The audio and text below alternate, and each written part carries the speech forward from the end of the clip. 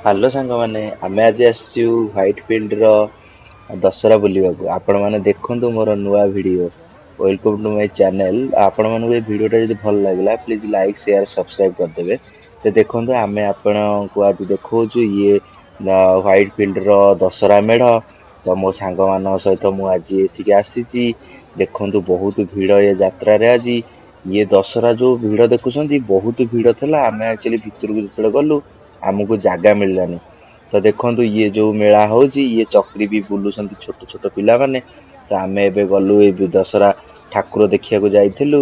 But ଆମକୁ ଏ ଠାକୁର ଦେଖାଗଲେନି, actually ଭିଡ଼ ଥିଲା ଆମେ ଭିତରକୁ ଯାଇପାରିଲୁନି। କିନ୍ତୁ ମୋ ସାଙ୍ଗମାନେ କହିଲେ ଟିକେ ଖାଇବାକୁ ଯିବା। ଦେଖନ୍ତୁ welcome to festival Durga Puja ଲେଖା ହେଇଛି। ଇଏ ଦେଖନ୍ତୁ ଠାକୁରଙ୍କୁ ଦେଖିଦିଅନ୍ତୁ ଟିକେ ଆପଣମାନେ। ତ ମୋ ସାଙ୍ଗମାନେ କହିଲେ ଟିକେ ଆମେ ଖାଇବାକୁ ଯିବା।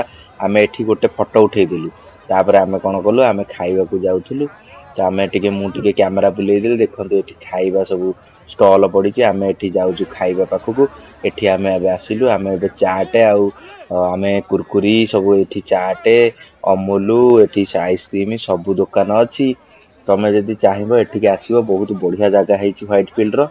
ତମେ ଏଠିକି ଆସିବ ଆରାମସେ ଏଞ୍ଜୟ କରି ଖାଇକି ଯିବ। ଏଠି ଆମେ ଏବେ ଚାଟେ ଆମେ ଏଠି ରୋଲ ବହୁତ ପ୍ରକାର ଜିନିଷ ସବୁ ଥିଲା, କିନ୍ତୁ ଭିଡ଼ ବହୁତ ଦୋକାନ ଥିଲା। କିନ୍ତୁ ଆମେ କଣ କଲୁ ଆମ ସାଙ୍ଗମାନେ ସବୁ ମିଶିକି ଯାଇକିରି ଆମେ କଣ କଲୁ ଲାଇନ ଲଗେଇକିରି ଠିଆ ହେଲୁ। ଲାଇନ ଲଗେଇ ସେମାନେ କଣ କରୁଛନ୍ତି ନା ଆଗ ପଇସା ନେଇଯାଉଛନ୍ତି। ଆଗ ପଇସା ନେଲା ପରେ ତାପରେ ତମକୁ ସେ ଖାଇବା ଦେବେ। ତାପରେ ଆମେ କଣ କଲୁ ଚାଟ ଆଣିଲୁ। ଚାଟ ମିଶିକିରି ଆମେ ଯାଇଥିଲୁ 5 ଜଣ ସାଙ୍ଗ।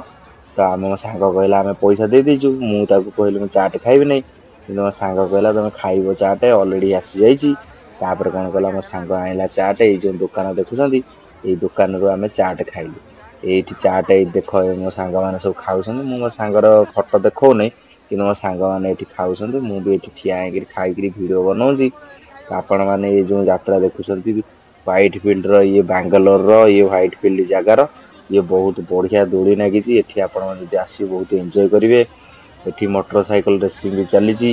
ଏଠି ବହୁତ ବଢିଆ ଏଞ୍ଜୟ ଆପଣ ମାନେ କରିବେ। ଆପଣ ମାନେ ଯଦି ବି ଆସିବେ ଏଇ ହ୍ୱାଇଟ୍ ଫିଲ୍ଡ ପଳେଇ ଆସନ୍ତୁ। ବାଙ୍ଗାଲୋରରେ ବହୁତ ବଢିଆ ଜାଗା, ଏଇଟା ବଢିଆ ବନା ହେଇଛି।